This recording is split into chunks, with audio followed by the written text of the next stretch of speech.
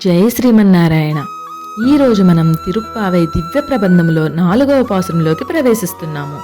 ధనుర్మాస వ్రతాన్ని ఆచరించే వారికి ఎటువంటి ఆటంకాలు ఎదురవని, ప్రకృతిలోని అన్ని శక్తులు కూడా సహకరిస్తాయి అని ఆండాళ్ తల్లి గోపికలతో కలిసి ఆ వరుణదేవుని ప్రార్థిస్తూ ఈ విధముగా చెబుతున్నారు.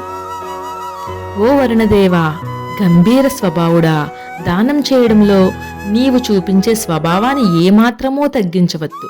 గంభీరమైన ఆ సముద్రము మధ్యలోకి పోయి ఆ సముద్ర జలాన్నంతటినీ పూర్తిగా త్రాగి ఆకాశమంతా వ్యాపించి ఆ తర్వాత గర్జించి ఆ పద్మనాభుని కుడి చేతిలోని సుదర్శన చక్రంలా దగదగా మెరుస్తూ ఎడమ చేతి పాంచజన్యం దనిలా గంభీరంగా ఉరిమి శ్రీరాముని బాణాలులా ఏకదాటిగా వర్షాన్ని కురిపించు తండ్రి.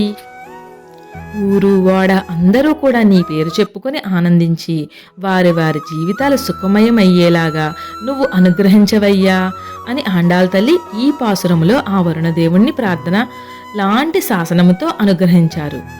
ఆండాళ్ దివ్య తిరువడుగలే శరణం.